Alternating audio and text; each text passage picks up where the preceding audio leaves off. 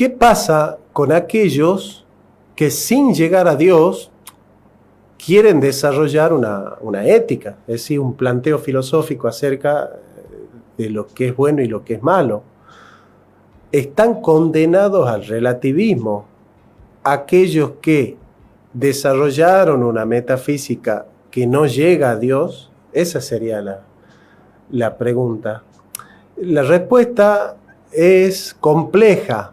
¿Bajo qué aspecto? Claramente que es deseable que se funde una ética basándose en una metafísica que llega a la causa primera. Eso es lo deseable, eso es lo óptimo, eso es lo óptimo, lo deseable. Pero, ¿qué pasa con aquellos que no llegan a Dios? Están condenados al relativismo. Bueno, para eso tenemos que plantear cuáles son las reglas objetivas para la ética. Y las reglas objetivas para la ética están marcadas en su objeto. En este caso, ¿de dónde saca el contenido la prescripción ética? ¿De dónde saca el contenido? Cuando yo digo el contenido de la ética es la prescripción. El lenguaje prescriptivo reza du goles, tú debes, lo que debe ser. Entonces, el tú debes, ¿qué contenido tiene? ¿De dónde sale el contenido? Bueno, si el contenido sale de la arbitrariedad, de la subjetividad caprichosa de cada uno de nosotros, bueno, efectivamente estaríamos condenados al relativismo. Y si para plantear la cuestión ética de manera objetiva, la única manera es entender que la fuente de los principios es Dios y que Dios es el único locus de la moral, es decir, el único lugar en el cual habita lo bueno en tanto que bueno, efectivamente, bueno, diríamos que sin Dios es imposible una ética vinculante, objetiva, universal y absoluta.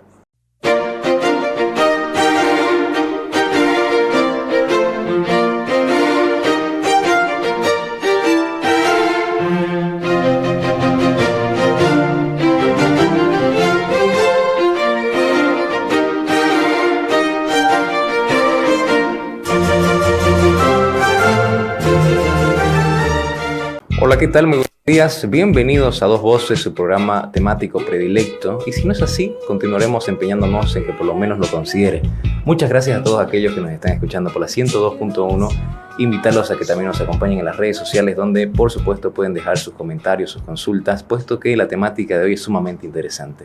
Tengo que presentar a mi maestro, que ya nos acompañó el año pasado en otro programa muy interesante, y es como que una continuación sumamente interesante, y viene en el marco de otra gira por Bolivia.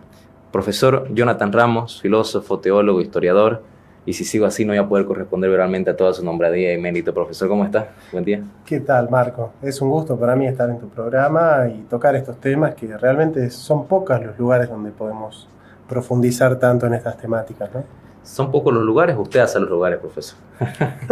Bueno, y se hace camino al andar, ¿no? Sí, sí. Vamos a hablar, profesor, vamos a abordar la siguiente pregunta, que es ¿moral objetiva sin Dios? Y antes de dejar que usted se explaye y haga el desarrollo que considere tempestivo, quiero puntualizar unas cuestiones, 3 disquisiciones y ciertas suposiciones que yo advierto en la pregunta.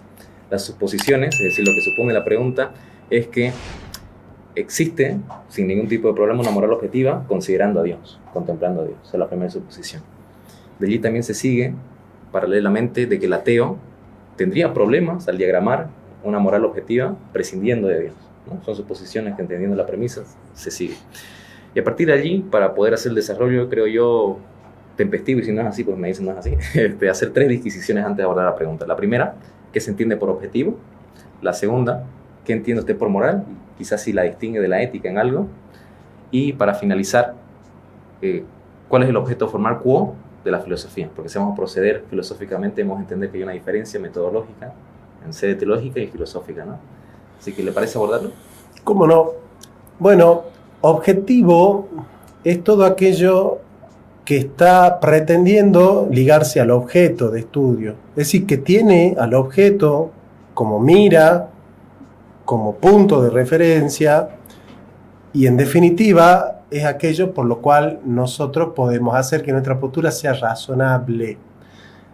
Acá hay que distinguir entre lo racional y lo razonable. Racional es toda persona que habla con la razón, aunque usando la razón diga cosas que no tienen sentido, pero está usando la razón. Mal. Entonces, ¿qué es lo razonable? Es usar bien la razón para captar el objeto. Entonces, si yo estoy ligado al objeto, lo que yo digo es razonable porque cualquiera que tenga razón va a entender lo mismo que yo sobre el tema, ¿no? Entonces, el sufijo ble es potencia, ¿no? Es el querido en acto. El querible es el que puede ser querido, el que tiene la potencia de ser querido. En este caso, razonable es aquel que tiene la potencia de ser entendido y aceptado por todos. O sea, toda persona de razón podría entender lo que se está diciendo y aceptarlo porque no tiene violencia argumentativa, es decir, no es arbitrario, no es caprichoso. En ese sentido, lo objetivo es lo razonable, aquello que toda persona con razón podría captar como tal. La distinción entre moral y ética es que la moral es la conducta personal del individuo. En cambio, la ética es una reflexión filosófica acerca de lo que es debido y lo que no es debido. Entonces, acá estamos haciendo un planteo ético, es decir, es posible una ética, es decir, es posible una reflexión filosófica que prescriba el bien independientemente de Dios. Esa vendría a ser la pregunta, ¿no? Y la tercera pregunta tuya sobre el objeto formal quo de la filosofía es la argumentación. Es la argumentación que parte de la evidencia empírica de la realidad, de lo fáctico. Es el método a posteriori de partir de lo que son las cosas para, descubriendo su causa final, prescribir cómo deben ser. Es decir, partir de lo que son, describir lo que son para prescribir lo que deben ser. Ese vendría a ser el planteo de la ética. Ese es el objeto formal quo de la ética. ¿Bien? El objeto formal quo de la filosofía, el objeto formal quo es, digamos, el procedimiento a través del cual una disciplina llega a su objeto. En este caso, el procedimiento de la filosofía es argumentativo y el de la ética es argumentativo finalístico, es decir, que descubre la causa final. Es decir, que el lenguaje de la ética es prescriptivo, no dice lo que son las cosas, sino lo que deben ser las cosas. Y descubren el ser, su deber ser, ¿no? Claro, que el deber ser es parte del ser. Bueno, antes de abordar entonces la pregunta en sí, tenemos algunos comentarios que ya nos están llegando aquí. Federico Schwaderer, perdón si lo pronuncio mal su apellido, dice: grande profe, querido y querible. Estoy prendiendo una abuela en tu honor, ídolo. ¿Qué le quiere decir a Federico? Bueno, no, gracias, Federico. Bueno, entonces, profesor, bueno, decíamos, desde la teología, es una persona que considera y pondera a Dios. Es fácil entender que hay bien y mal en la medida en que el bien uno lo recibe por participación del bien supremo que es Dios, ¿no? Pero un ateo, ¿cómo podría razonar o cómo nosotros? Porque el ejercicio es más complicado nosotros que somos cristianos porque tenemos que hacer el ejercicio epistemológico de prescindir de Dios, ¿no? Y de una realidad sin Dios. Entonces, a partir de ahí, ¿cómo diagramamos una ética objetiva? ¿Cómo lo hacemos? Mira, yo te diría que no necesariamente hay que prescindir de Dios para que la ética sea estrictamente racional. Porque de ser así, nosotros estaríamos suponiendo que no es posible llegar a Dios por la razón. Cuestión que no es verdad. O sea, sí es posible llegar a Dios por la razón, por la sola razón. Pero ¿qué pasa si nosotros conocemos a alguien que no ha hecho el recorrido metafísico? Es decir, hacer el recorrido metafísico es descubrir las causas primeras. Inevitablemente se llega a Dios por la metafísica. O sea, yo lo que quiero decir es lo siguiente: toda buena metafísica llega a Dios. Si no llega a Dios, no es buena metafísica. ¿Sí? No descubrió las causas primeras. Eso estamos de acuerdo. Pero, ¿qué pasa con aquellos que sin llegar a Dios quieren desarrollar una ética, es decir, un planteo filosófico acerca de lo que es bueno y lo que es malo. Están condenados al relativismo aquellos que desarrollaron una metafísica que no llega a Dios. Esa sería la pregunta. La respuesta es compleja. ¿Bajo qué aspecto? Claramente que es deseable que se funde una ética basándose en una metafísica que llega a la causa primera. Eso es lo deseable, eso es lo óptimo, eso es lo óptimo, lo deseable. Pero, ¿qué pasa con aquellos que no llegan a Dios? ¿Están condenados al relativismo? Bueno, para eso tenemos que plantear cuáles son las reglas objetivas para la ética. Y las reglas objetivas para la ética están marcadas en su objeto. En este caso, ¿de dónde saca el contenido la prescripción ética? ¿De dónde saca el contenido? Cuando yo digo el contenido de la ética es la prescripción. El lenguaje prescriptivo reza du goles, tú debes, lo que debe ser. Entonces, el tú debes, ¿qué contenido tiene? ¿De dónde sale el contenido? Bueno, si el contenido sale de la arbitrariedad, de la subjetividad caprichosa de cada uno de nosotros, bueno, efectivamente estaríamos condenados al relativismo. Y si para plantear la cuestión ética de manera objetiva, la única manera es entender que la fuente de los principios es Dios y que Dios es el único locus de la moral, es decir, el único lugar en el cual habita lo bueno en tanto que bueno, efectivamente, bueno, diríamos que sin Dios es imposible una ética vinculante, objetiva, universal y absoluta. Pero nosotros tenemos en la filosofía que todas las perfecciones que hay en Dios fueron participadas en las criaturas. Es decir, Dios cuando crea se participa el ser. O sea, Él tiene ideas acerca de lo que Él cree que es una planta, un hombre, una piedra y, qué sé yo, un animal. Con esa idea en mente, que es para San Agustín pensamiento seminal, en Santo Tomás sería como una idea de pura inteligencia, ¿sí? Inteligencia de visión, o ciencia de pura inteligencia, ciencia de visión. Dios conoce las cosas. Con la ciencia de aprobación, Él las ama a las ideas que Él conoce. Y porque las ama, las crea. Cuando las crea, Él se participa el ser en el ente. O sea, Él dona su ser en el ente, para que el ente pueda ser en el seno de la participación. Entonces, Dios es por esencia y el ente es por participación. Es ser por participación.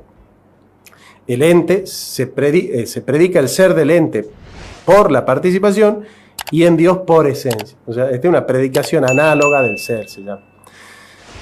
Entonces, entendiendo este punto de la participación, nosotros entendemos que todo lo que es bueno en Dios, que se participa en el ente, está también en el ente y es bueno en el ente.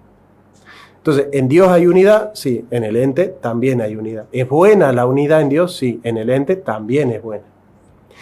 Dios es verdadero. El ente participa de esa perfección de Dios. Entonces, el ente también es verdadero. Es verdadero por participación. Dios es verdadero por esencia.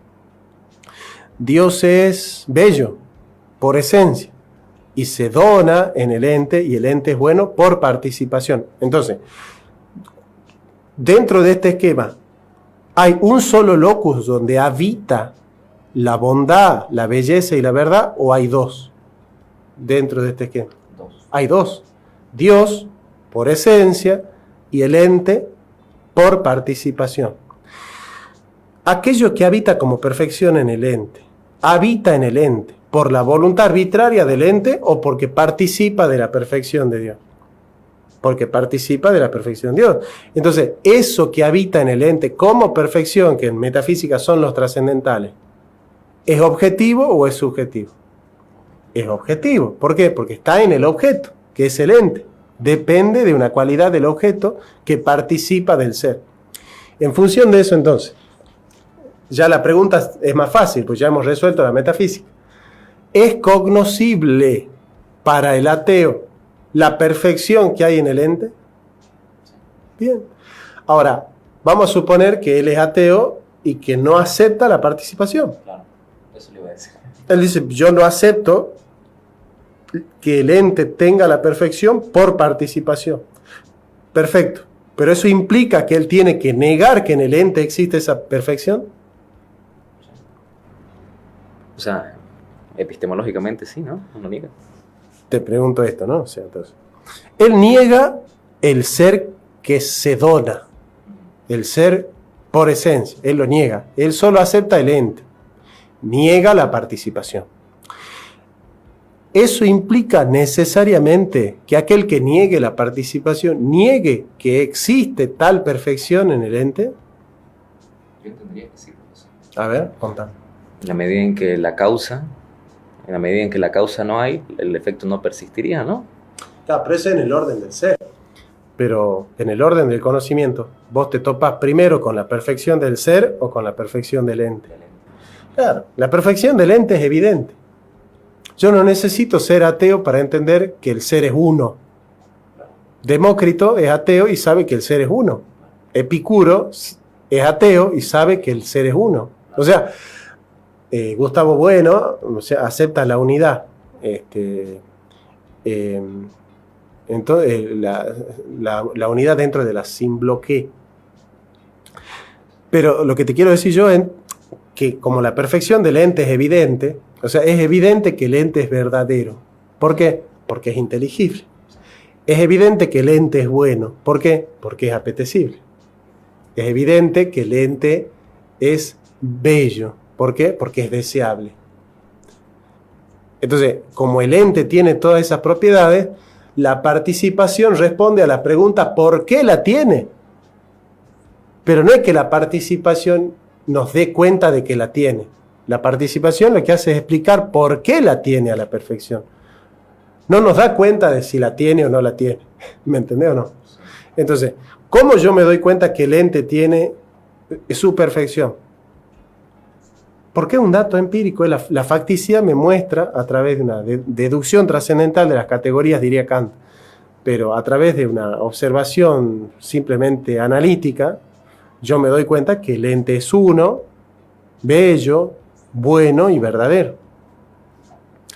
Son trascendentales que aceptan la metafísica. Incluso las metafísicas ateas aceptan que todos los entes, en cuanto que entes, tienen esas propiedades. Entonces, yo puedo aceptar que en el ente hay una propiedad sin que yo pueda explicar metafísicamente de dónde viene la propiedad. Esa ya es una cuestión metafísica, no es una cuestión ética. Entonces, si yo me atengo a que en el ente existe esa propiedad, ¿por qué voy a prescindir de esa propiedad para la prescripción ética?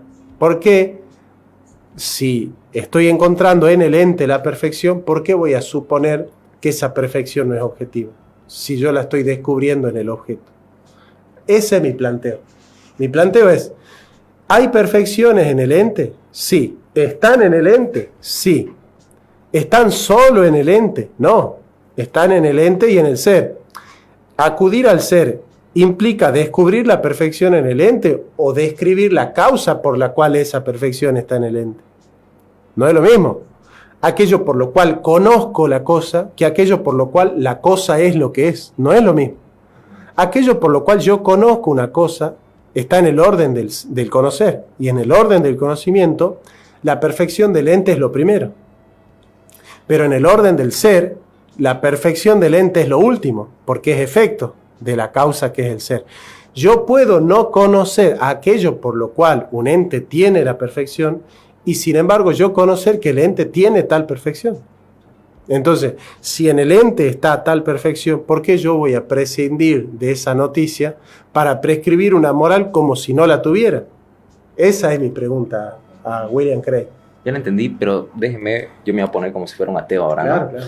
Y yo creo que el primer problema que tendría sería dilucidar el criterio según el cual usted resuelve y entiende la bondad. Yo podría decir, y como si fuera un diálogo platónico, empezar a conversar, yo entiendo la bondad como aquello según lo cual algo calza a otra cosa, es decir, según el criterio de la utilidad. ¿Usted qué podría responderme a eso? No interesa a qué le llamamos bueno. Lo interesante es que para nosotros lo bueno es aquello que conviene. O sea, para toda definición de bueno, lo bueno es lo que conviene. Entonces, según ese criterio, aquello que le conviene por utilidad a una cosa depende de la cosa de la que estemos hablando. Bueno, entonces el bien es objetivo. Si aquello que le conviene a una cosa depende de las cualidades de la cosa, las propiedades de la bondad de la cosa están en el objeto de lo que estamos hablando. Y si están en el objeto, son objetivas. O sea, acá lo que me tenés que probar vos como ateo es el relativismo. La única manera de rebatir mi postura de que sin Dios no hay moral objetiva es o que seas cristiano ius positivista y voluntarista, esa es la única desde el cristianismo. Si sos cristiano platónico y aceptás la participación, ya no podés ser voluntarista. O si sos ateo, que seas relativista. Entonces son las únicas dos posturas que podrían rebatir la mía. O el cristiano voluntarista y ius positivista, que sostiene que las cosas son buenas solo porque Dios las prohíbe o las quiere, o que seas ateo y sostengas una teoría del conocimiento relativista. Yo considero que son las dos únicas maneras de rebatirme. Es cierto. Ahora que lo pienso, sí es cierto, claro, porque en una diría que la única reseña objetiva de la moral es la palabra de Dios, ¿no? Exclusiva. Claro. Y en la otra tendría que... Si la naturaleza es moralmente neutral, entonces lo único que yo tengo para saber qué es bueno o qué es malo es la ley positiva de Dios y lo que Él dice. Sino, ¿cómo sabría? Yo le preguntaría a William Craig, ¿y cómo sabes vos que existe esa bondad en Dios? Porque él dice, la naturaleza es moralmente neutral. Entonces yo haría el análisis que hace el pseudo Dionisio Areopagita, si me permitís te lo explico. El pseudo Dionisio Areopagita, que resuelve esta cuestión, dice lo siguiente, en un libro que se llama Los nombres de Dios.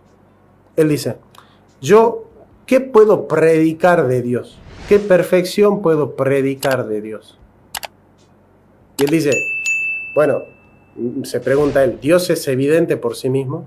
Nosotros nos topamos directamente con Dios, y la verdad que no. Entonces, no puedo predicar de Dios las perfecciones evidentes de Dios. ¿Por qué? Porque son evidentes para Él, pero no son evidentes para mí.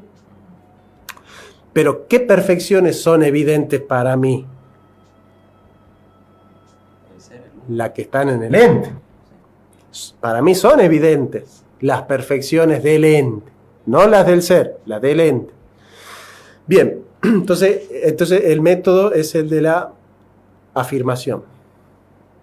Afirmo una perfección en Dios que la encuentro en el ente. Entonces yo descubro en el ente la unidad, la predico de Dios. Yo digo, Dios es uno, como el ente es uno.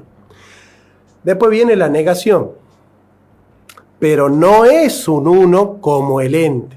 O sea, predico la perfección, pero niego la modalidad. Entonces digo, Dios, yo encuentro la unidad en el ente. La predico de Dios. Es un nombre de Dios, dice Sentencia. Entonces yo predico la unidad del ente en Dios, pero niego su modo. Y digo, Dios es uno, pero no como el ente. ¿Por qué? Porque el ente es uno por participación y finito, contingente. En cambio, Dios es uno por esencia. Entonces, Pseudo Dionisio dice, Dios es como un super uno, es un ultra uno. Entonces, termino el método, ¿no? Predico la perfección del ente en el ser, niego su modalidad finita, la negación, y después voy a la supereminencia. Entonces, Dios es un uno, no como el ente, sino que es un super uno. Esa es la supereminencia. Bien. La pregunta es, en el orden del conocimiento, ¿de dónde yo conozco los nombres de Dios? ¿El ente es subjetivo o objetivo? Bueno, se responde sola la cuestión. Entonces, si yo encuentro que en el orden del ser, en el orden del conocimiento, la perfección del ente es evidente, que yo descubra por qué el ente tiene tal perfección es una cuestión metafísica. Pero si yo descubro la perfección en el ente y proyecto una prescripción moral en base a esa descripción, que es lo que hace Marx en el fondo, siendo ateo, no tenés por qué tener una moral relativista.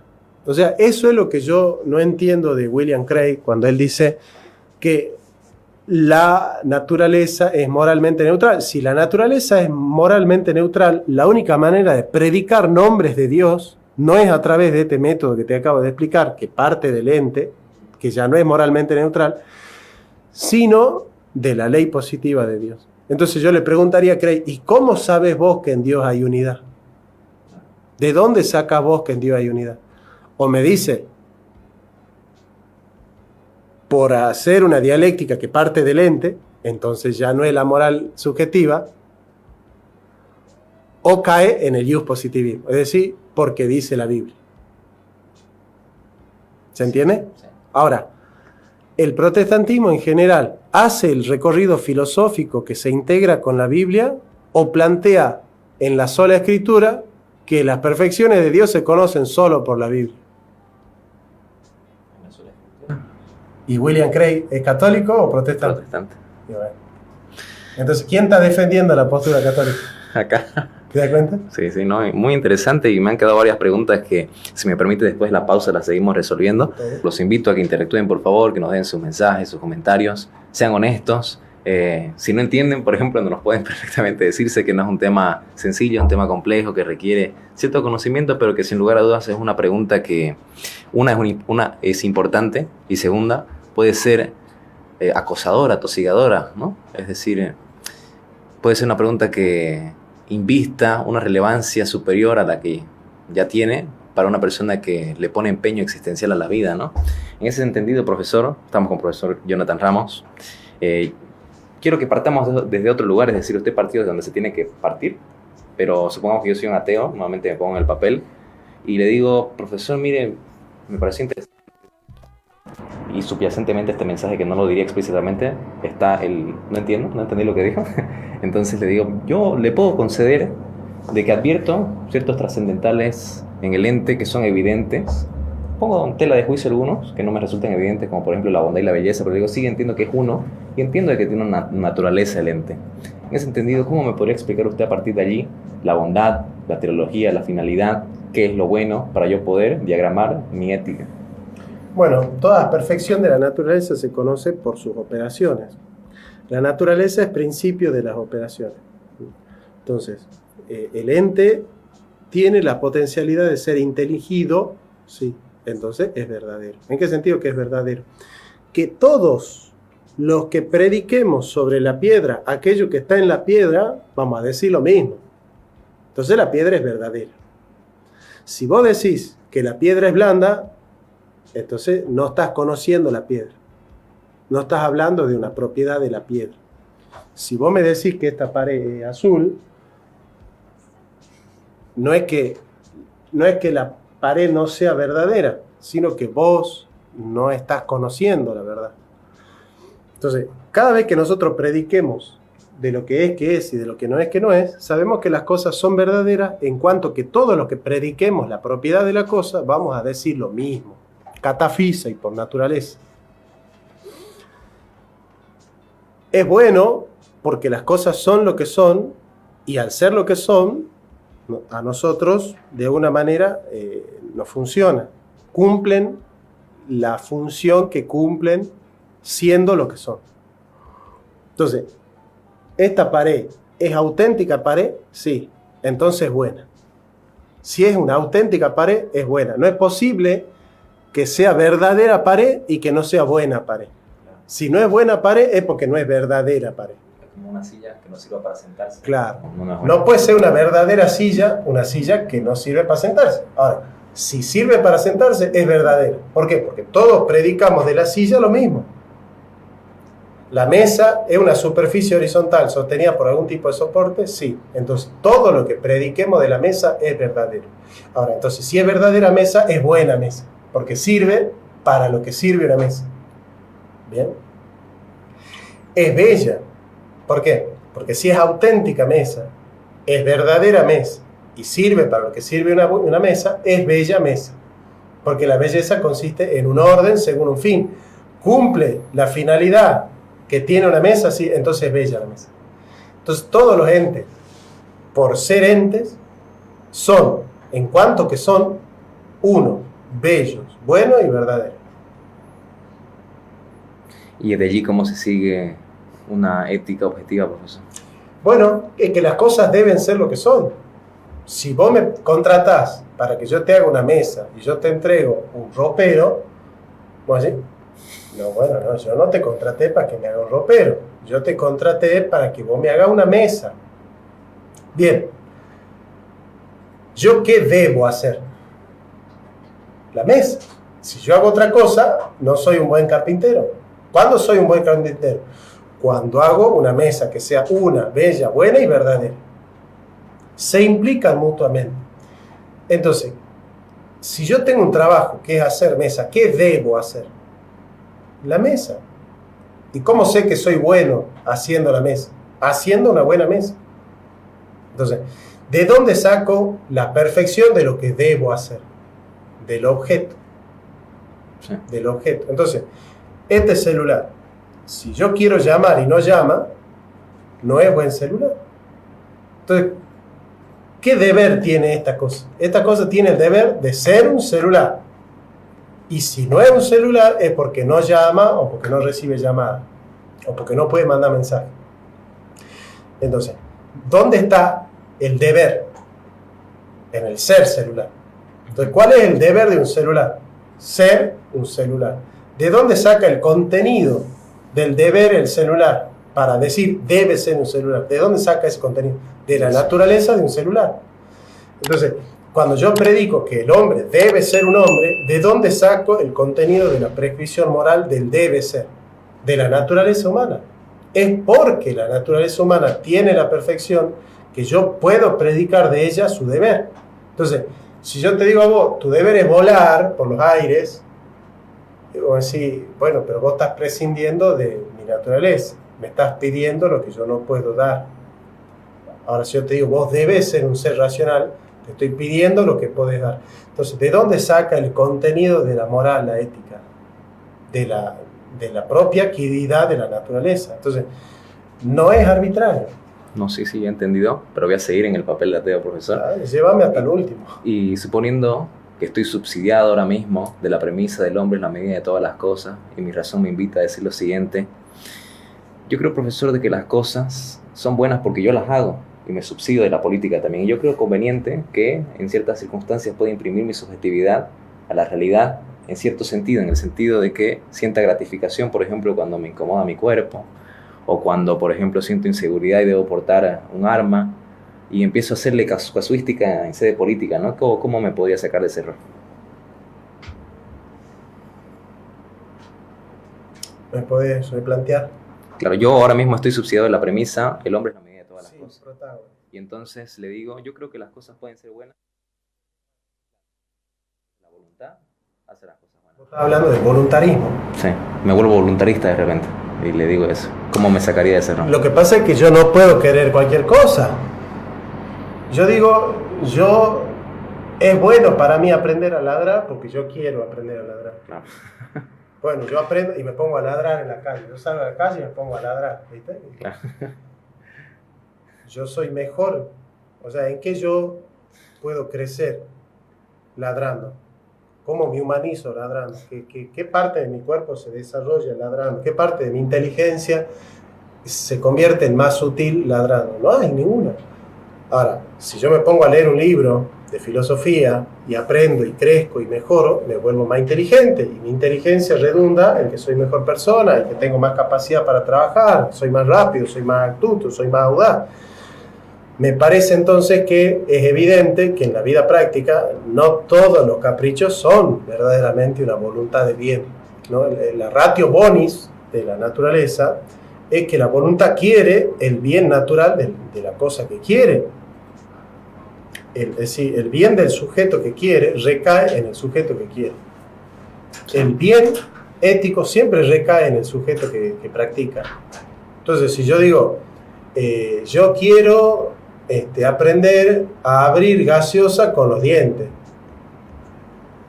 eso no me va a humanizar. Yo no soy mejor persona por abrir gaseosa con los dientes. Claro. Ahora, aprender a ser sociable, a cuidar a los amigos, a tratar a los padres, a educar a los hijos, va a redundar en una mejor vida para mí. Entonces vos analizás y decís, ¿esto redunda en una mejor vida para mí o no? Sí. Bueno, entonces es bueno. Entonces no es arbitrario y caprichoso, no está librado al arbitrio de la voluntad el hecho de qué es lo bueno. La voluntad puede querer lo que es bueno, pero no puede crear lo que es bueno. Cierto, profesor. Y ahora, para finalizar la parte temática del programa, porque nos quedan los últimos minutos, como apéndice le consulto. Bueno, está bien, me convenció, me persuadió de que es posible a través de la filosofía llegar a diagramar una ética objetiva. Y le pregunto, pero ahora en sede política me paso, ¿me es conveniente de alguna manera eso? ¿Saber eso me sirve? Porque en mi pregunta subyace la idea de que, bueno, ética y política no tienen mucho que ver, ¿no? ¿Qué me respondería? Tienen mucho que ver porque la ética deviene en política. O sea, todas las prescripciones morales del individuo concreto redundan en un bienestar para la comunidad. Es un verdadero bien para el individuo cuando es un bien para la comunidad. Si aquello que te hace bien a vos perjudica a tu mamá y a tu hermano, no es un auténtico bien. No es un bien íntegro. No, me beneficia a mí, pero perjudica a mis seres queridos. No. Para que sea un bien íntegro, redunda en bienestar para toda la comunidad. Y es porque redunda en bienestar para la comunidad que se llama propiamente bueno. Entonces, todo lo que es bueno para un individuo es bueno para la comunidad. Y a eso propiamente le llamamos justicia social. Entonces, la ética termina en la política porque todo bienestar de un individuo redunda en bienestar para la comunidad. Entonces, la libertad del zorro nada más no sirve si las ovejas no van a ser libres. No hay libertad en el country. Encerrado en un country no hay verdadera libertad. La verdadera libertad es cuando la comunidad es libre, cuando la comunidad es justa. Justicia para los políticos, pero injusticia para los jubilados y los trabajadores no es justicia. La justicia es cuando todos están en su lugar, no unos pocos. Un régimen donde unos pocos se benefician y otros tienen que trabajar para los que no trabajan, eso no es un régimen de justicia. Entonces, ¿de qué me sirve que mi ética diga, no, yo puedo tener mi negocio y dañar el medio ambiente, por ejemplo? Uh-huh. Si no redunda en bienestar para la comunidad, no le puedo llamar bueno a lo que es individual. Increíblemente me ha quedado sumamente claro, profesor. Le decía en la pausa, todas mis dudas la solucionó.